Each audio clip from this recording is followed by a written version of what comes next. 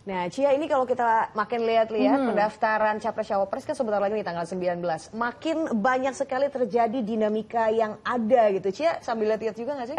Iya betul Hanum, ini benar sekali. Tapi yang jadi sorotan itu juga soal gugatan batas usia Capres dan Cawapres. Jadi rencananya, Hanum dan juga saudara, ini gugatan kita yang selama ini kita tahu bahwa memang sempat menjadi polemik dan pembahasan dan rencananya akan diputuskan oleh Mahkamah Konstitusi pada hari ini. Nah, saudara dan Hanum, berikut kita saksikan informasi seputar pemilu 2024.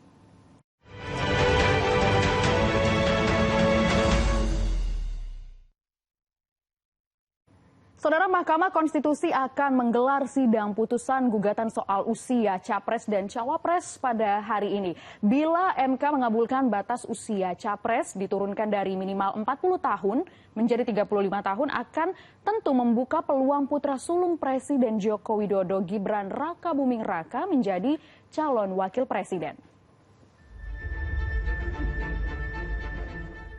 Mahkamah Konstitusi mulai pukul 10 waktu Indonesia Barat siang nanti rencananya akan menggelar sidang putusan gugatan soal usia Capres dan Cawapres.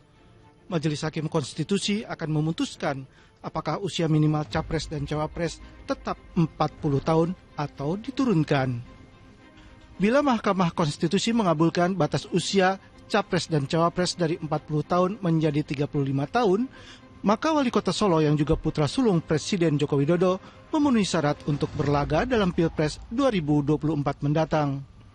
Gibran disebut-sebut sebagai salah satu dari 4 calon cawapres Koalisi Indonesia Maju yang berasal dari Jawa Tengah.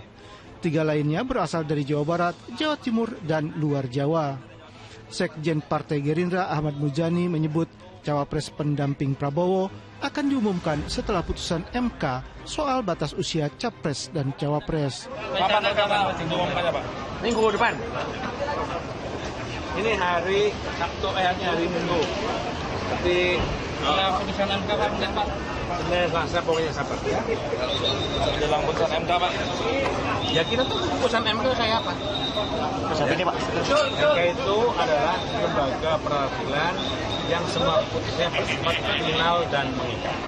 Sementara itu, pakar hukum tata negara Universitas Andalas, Ferry Amsari berpendapat bila MK mengabulkan untuk menurunkan batas usia Capres dan Cawapres akan merusak kewibawaan MK. Apa yang terjadi jika Mahkamah mengubah batas syarat menjadi presiden ini? Sederhananya begini, satu, kewibawaan MK akan rusak karena dulu MK konsisten soal putusan open legal policy.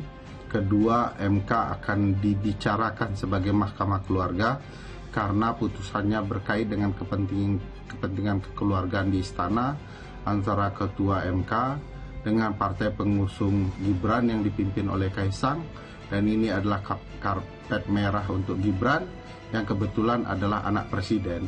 Menurut Ferry, putusan MK akan berlaku seketika kecuali diputuskan lain.